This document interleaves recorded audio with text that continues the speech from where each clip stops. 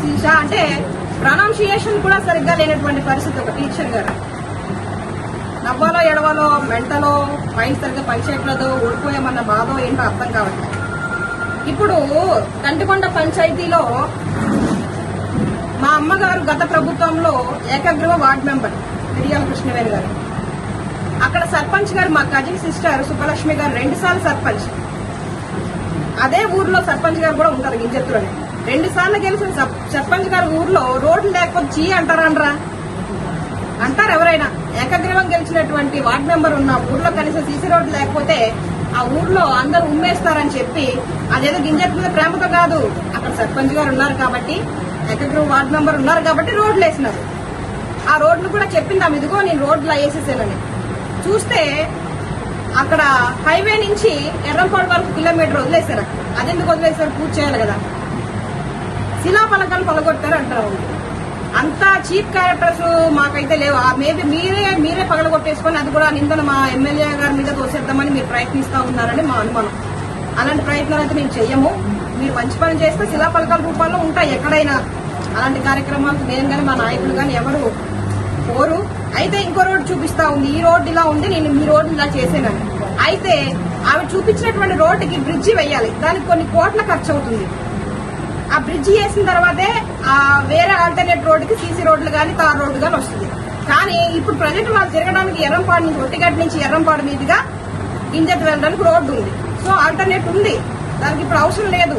ఇప్పుడు నిధులు తక్కువగా ఉన్నాయి, వెంటనే పనులు ఎలా పూర్తయితాయి? మళ్ళీ ఒకవేళ దీన్ని పెట్టేసుకున్నా మొత్తం ఎమ్మెల్యే వాళ్ళ ఊరికే నిధులన్నీ కేటాయించేసుకుందని మళ్ళీ అదొక పెద్ద న్యూస్. దయచేసి ప్రజలు గమనించాలి. ఇక అనంతగిరిలో మీరేం చేశారు అని అడిగిందాను. ఓన్లీ 5 లక్షల సీసీ రోడ్డు. ఈ రోజు మీరు వెళ్ళి చూస్తే మొత్తం వేసిన 2 రోజులకే పగిలిపోయినటువంటి పరిస్థితి, ఎక్కడికక్కడ ముక్కలుగా ఊడిపోయింది. అంటే 5 సంవత్సరాల పాలనలో కేవలం ఒక సీసీ రోడ్డు. ఎవరైతే ఎస్టీలు ఎక్కడున్నారో వాళ్ళ డెవలప్మెంట్ కి కృషి చేయాలని, కష్టపడాలని అదనంగా బాధ్యతలు ఇంక ఇవ్వడం జరిగింది. దీన్ని బట్టి ప్రజలు గమనించారు. వార్నింగ్ ఇచ్చారా, అప్రిషియేట్ చేశారా, ఏం చేశారన్నది. ఇక ఆమె ఇంకా మాట్లాడుతూ ఉంది, అధికారులు నీ మాట వినట్లేదు, నువ్వు లంచాలు తీసుకొని ఉద్యోగాలు వేస్తే నీ మాట ఎలా వింటారని. మొన్న చెప్పాను నేను, నువ్వు ఆధారాలతో ఉంటే మాట్లాడు, నువ్వేదంటే అది చేయడానికి నేను సిద్ధంగా ఉన్నాను, ఎక్కడంటే అక్కడ కూర్చొని మాట్లాడదామని నేను చెప్పాం. కానీ ఆధారాలు లేకుండా ఎప్పుడో పాత చింతకాయ పచ్చడే మాట్లాడుతుంది. దయచేసి గమనించాలి ప్రజలు. ఈ రోజు చూస్తే మొన్న సచివాలయం ఎంప్లాయీ కోసమే మాట్లాడారు. ఆయన అనుకున్న ప్లేస్ రాలేదని ఎమ్మెల్యే గారి మీద బుద్ధ చల్లారు, అది కంప్లైంట్ చేసుకున్నారు, ఏదేదో అయింది. మా కార్యకర్తలు మా ఎమ్మెల్యే గారు ఇంత ట్రాన్స్పరెంట్ గా ఈ లెటర్స్ ఇస్తే మా ఎమ్మెల్యేని ఎందుకు మీరు ఇలా బ్లేమ్ చేస్తున్నారని కొందరు కార్యకర్తలు కంప్లైంట్ ఇవ్వడం జరిగింది. ఆ పిల్లోడిని పిలిచి నువ్వు ఎవరు ఇచ్చారు డబ్బులు, ఎమ్మెల్యే గారికి ఎవరు ఇచ్చారు, నువ్వు ఇచ్చావా, వేరే వాళ్ళు ఎవరైనా ఇచ్చారా అని ఎంక్వైరీ జరిపిస్తా ఉంటే దానికి ఎమ్మెల్యే తీసుకెళ్లి అతను కొట్టించేసి స్టేషన్ లో బంధించేసి రకరకాలు క్రియేట్ చేసేసి అని చెప్పి మా మీద బుద్ధి చల్లుతా ఉంది. దయచేసి ప్రజలు గమనించాలి. మనం చేయని తప్పును ఎలా భరిస్తాం? 1 రూపాయి తీసుకోకుండా మనం అంతా లెటర్స్ అడిగిన వాళ్ళందరికి ఇచ్చినప్పుడు ఎమ్మెల్యే డబ్బులు తీసుకుందానంటే ఎవరు సహిస్తారు? దయచేసి ప్రజలు కూడా గమనించాల్సినటువంటి అవసరం ఉంది. ఈ విధంగా ఎన్ని రకాలుగా బ్లేమ్ చేయాలని చూస్తున్నాను. ఇక నువ్వు పెద్దవాళ్ళని కూడా మర్యాద లేకుండా మాట్లాడుతూ ఉన్నావు. ఒక జడ్పీటీసీని, ఒక మండల అధ్యక్షుడు వారిని ఆడియడని మాట్లాడుతూ ఉన్నావు అని. నిజమే, తప్పు చేశాను. మొన్న మీటింగ్ లో ఎజ్జా వెంకటేశ్వరరావు అనే వ్యక్తి ₹1 అని చెప్పాను. సొసైటీలో స్కామ్ చేసింది ₹1 మాత్రమే అని చెప్పాను. కానీ 5 కోట్ల రూపాయలు స్కామ్ చేశాడంట. ఆ స్కామ్ కు సంబంధించిన ప్రూఫ్స్ కూడా మాకు ఉన్నాయి. సొసైటీ నుంచి అతనికి నోటీస్ కూడా వచ్చింది, డబ్బులు రిటర్న్ కట్టమని, లేకపోతే యాక్షన్ ఉంటుందని. కానీ దాన్ని కూడా తప్పించుకొని తిరుగుతా ఉన్నాడు. ఈ రోజు గంగవరం మండల వైఎస్ఆర్సీపీ మండల అధ్యక్షులుగా వైఎస్ఆర్సీపీ నుంచి వెళ్తా ఉన్నారు. వాళ్ళ యొక్క కార్యక్రమాల్లో ముందు సీట్లో కూర్చొని అనంతబాబు పక్కన, ధనలక్ష్మి పక్కన మాట్లాడతాం. అలాంటి వ్యక్తిని గౌరవించాలంటే ఎలా గౌరవిస్తాం? జడ్పీటీసీ అని చెప్పావు, ఆయన్ని కూడా అలాగే మాట్లాడుతున్నావు నువ్వు, గౌరవం లేదని. ఈ రోజు అతను ఎక్కడో పరారీలో ఉన్నాడంట. అతను చేసిన స్కాములు జేజేఎంతో పాటు ఇంకా చాలా స్కాములు ఉన్నాయంట. ఈ రోజు కోర్టు నుంచి వచ్చినటువంటి నోటీస్ పట్టుకొని ఎక్కడికో పరారీ లిస్ట్ లో ఉన్నాడు, కనిపించట్లేదని చెప్తా ఉన్నారు. ఇలాంటి వ్యక్తుల్ని మేము గౌరవించాలా? ఏం చేయాలో ఒకసారి ప్రజలే గమనించాల్సిన అవసరం ఉంది. ఈ విధంగా మొత్తం ఐటీడీలో 142 కోట్లు, టీఐయూలో 79 కోట్లు, ఆర్ఎండ్బిలో 44 కోట్లు, మైనర్ ఇరిగేషన్ లో 16 కోట్లు, జేజేఎంలో 16 కోట్లు, ఎస్ఎస్సీలో 29 కోట్లు, హౌసింగ్ 59 కోట్లు, మొత్తం 392 కోట్ల రూపాయల పైనే మేము ఈ రోజు సంవత్సర కాలంలో అభివృద్ధి సంక్షేమం తీసుకురావడం జరిగింది. దీన్ని బట్టి ప్రజలే గమనించాలి. ఆ ఎమ్మెల్యే గారు ఏం చేశారు, ఈ ఎమ్మెల్యే గారు ఏం చేశారు కేవలం సంవత్సర కాలంలో. ఇంకా 4 సంవత్సరాలు ఉన్నాయి. ఆ 4 సంవత్సరాలు ఇంకెంత అభివృద్ధి చేస్తాం ప్రజలు గమనించారు. నువ్వు పేద ఎమ్మెల్యేవి, ట్రాక్టర్ నువ్వు ఆటో మీద తిరిగేవు, తర్వాత రోజు మళ్ళీ అన్ని విలువైన కార్లు ఎలా వచ్చినాయి అని అడిగిందాన్ని. దానికి కూడా ఇప్పుడు నేను ఎమ్మెల్యేగా ఉన్నాను, ఒక శాసనసభ్యురాలుగా ఆటో వేసుకుని అసెంబ్లీకి వెళ్తే బాగుంటుందా? గమనించాలి ప్రజలు కూడా. ఆటో మీద తిరగలేను కదా, నాకు కారు ఉండాలి, నాకు సెక్యూరిటీ ఒక కారు ఉండాలి. ఇలాగా వచ్చినటువంటి జీవితాన్నే ప్రజలకు సేవ చేస్తూ ముందుకెళ్తూ ఉంటే ఈ విధంగా మాట్లాడే పరిస్థితి.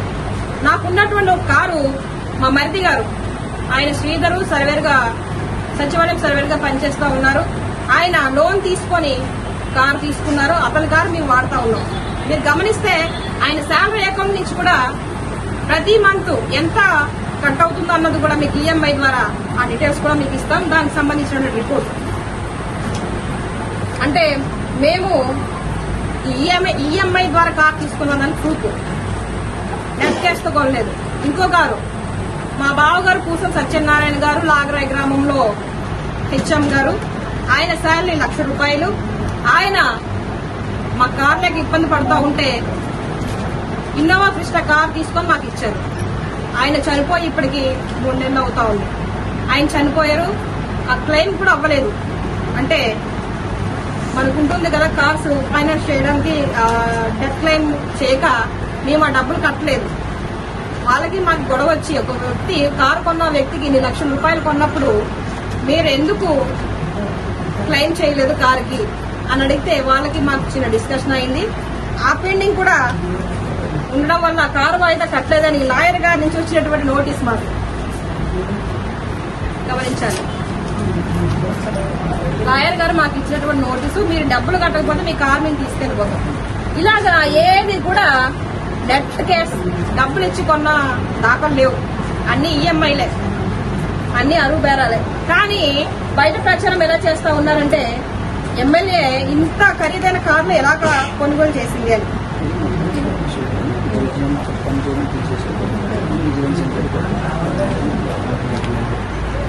మాజీ ఎమ్మెల్యే ధనలక్ష్మి, ఎమ్మెల్సీ అనంతబాబు మొత్తం జేజేఎం వర్క్ సంబంధించి అడ్డదిగల మండలం, ఓన్లీ అడ్డదిగల మండలంలో 80 లక్షల పైన రూపాయలు పని చేయకుండా డబ్బులు ఖర్చు పెట్టారు. మరి డబ్బులు ఎక్కడికి వెళ్ళి ఏమైనాయి, ఎంత పని చేశారు అన్న దాని మీద కూడా మేము విజిలెన్స్ ఎంక్వైరీ చేశాం. త్వరలోనే ఇవి కూడా బట్టబయలు అవుతాయి, దయచేసి గమనించాలి. పని చేయకుండా తీసినటువంటి 80 లక్షలు ఎక్కడికి పోయాయి అన్నాయి కూడా ధనలక్ష్మి గారు సమాధానం చెప్పాలి. ఈ విధంగా ఇన్ని స్కాములు చేసి, ఇంత అరాచకాలు చేసి తిరిగి రంపచోడవరం ఎమ్మెల్యే అరాచకాలు, అక్రమాలు, వాళ్ళ కుటుంబ సభ్యులు చేసేటువంటి అన్యాయాలని ఈ రోజు ప్రెస్ ముందుకు వచ్చి మాట్లాడుతూ ఉంది.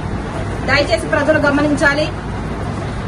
ఇప్పుడు రేపు పొద్దున 2 నెలలో అనంతబాబు చేసినటువంటి అరాచకాలకి డోర్ డెలివరీ కేసులో సెంట్రల్ జైలుకి వెళ్ళిపోతా ఉన్నాడు. ఈమె అనుకుంటుంది ఈ 2 రోజుల్లో నేను ప్రెస్ లో మాట్లాడే ఏదో కనబడిపోతే 2 వీడియోల్లో రేపు పొద్దున నాకే టికెట్ ఇస్తారేమో అని. కానీ అది జరగని పని. నేను పక్కకి నెట్టేసి ఏం జరుగుతుందో ఒకసారి ఆలోచించాను.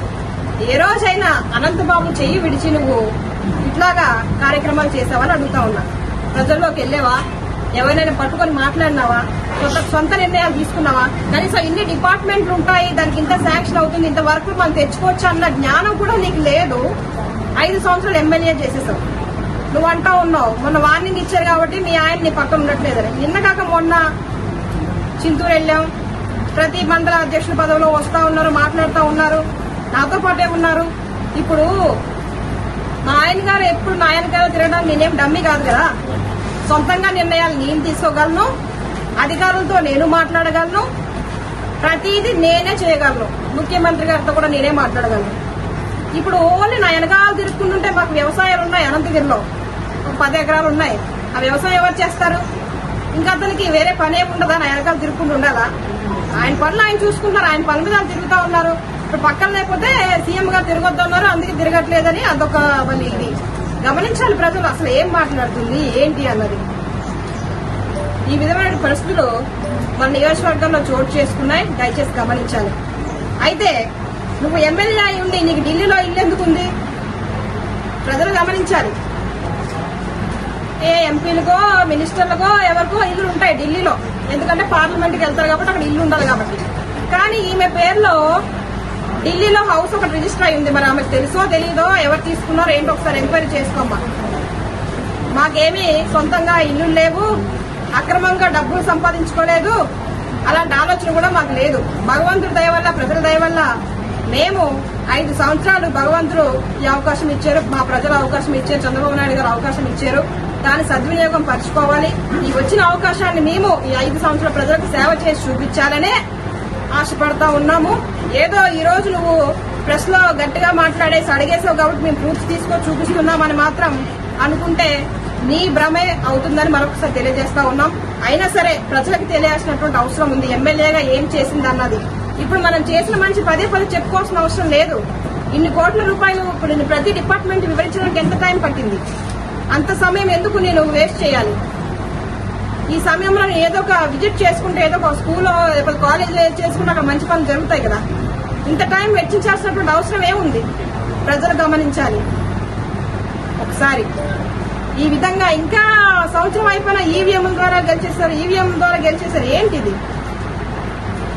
ఓడిపోయాము, ఏం చేయాలో తెలీదు, పని పాట ఏమీ లేక ఇలాగా ఎమ్మెల్యే మీద బుద్ధ చల్లేటువంటి కార్యక్రమాలు వైఎస్ఆర్సీపీ నేతలు చేస్తా ఉన్నారు, దయచేసి గమనించాలి. ఇక మన తనిజరాని గారు ఎంపీ గారు మాట్లాడుతూ ఉన్నారు, చంద్రబాబు నాయుడు వల్లే జీవో3 ఇలా అయింది, ఈ పరిస్థితి ఆయన వల్లే వచ్చింది. ఎప్పుడు రద్దు చేయడం జరిగింది? సుప్రీంకోర్టు ఎప్పుడు కొట్టేశారని జీవో3ని? గత ప్రభుత్వంలో జగన్మోహన్ రెడ్డి గారి ప్రభుత్వం ఉన్నప్పుడు జీవో3ని సుప్రీంకోర్టులో రద్దు చేస్తే కనీసం రివ్యూ పిటిషన్ వేయలేదు దాని మీద. ఇక్కడ ఏజెన్సీ ప్రాంతంలో ఉన్నటువంటి ఎస్టీ ఎమ్మెల్యే ఆమె అప్పుడు ఇక్కడ అధికారంలో ఉంది. పాడేరు అరకులో ఎస్టీ ఎమ్మెల్యేలు ఉన్నారు. వాళ్ళు ఎందుకు స్పందించలేదు ఆ రోజు? మేము ఎస్టీ ఎమ్మెల్యేలం, రేపు పొద్దున మాకు ఓట్లేసి గెలిపించిన మా ప్రజలు నన్ను అడుగుతారు జీవో3 ఇలా చేశారని. సీఎం గారు దానికి ఏదో ఒక ప్రత్యామ్నాయం చూపించాలని అడగాలి కదా, అడగలేదు. అంటే ఈ విషయం ఎంపీ గారికి తెలియక అలా మాట్లాడినారో లేకపోతే ఏంటో ఒకసారి ప్రజలకు అర్థం చేసుకోవాలి.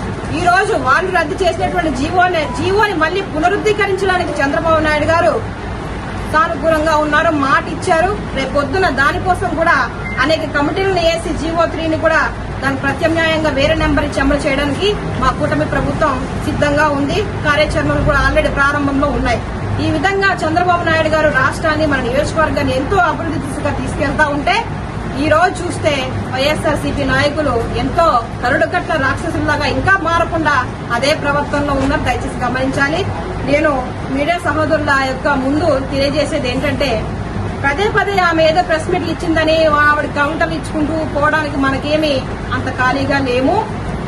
దయచేసి గమనించాల్సినటువంటి అవసరం కూడా ఉందని మరొకసారి తెలియజేస్తూ, ఈ అవకాశం ఇచ్చినటువంటి ప్రజలకు మరొక 4 సంవత్సరాలు మీ అందరికి రుణపడి ఉండి ఇలాగే సర్వీసెస్ చేస్తూ ఇంకా రానున్న 4 సంవత్సరాలు ఇంకా ఎక్కువ ఫండింగ్ తెచ్చి నియోజకవర్గాన్ని అభివృద్ధి చేయడానికి నా వంతు ప్రయత్నం చేస్తాను. ఎవరు మోసగాడు, ఎవరు ముసలికన్నీరు కారిస్తా ఉన్నారు, ఎవరు అభివృద్ధికి చేరువ చేస్తా ఉన్నారు అన్నది కూడా ప్రజలు గమనించి నడుచుకోవాలని మరొకసారి మీ అందరికీ విన్నవించుకుంటూ ముగిస్తా ఉన్నాను. ధన్యవాదాలు.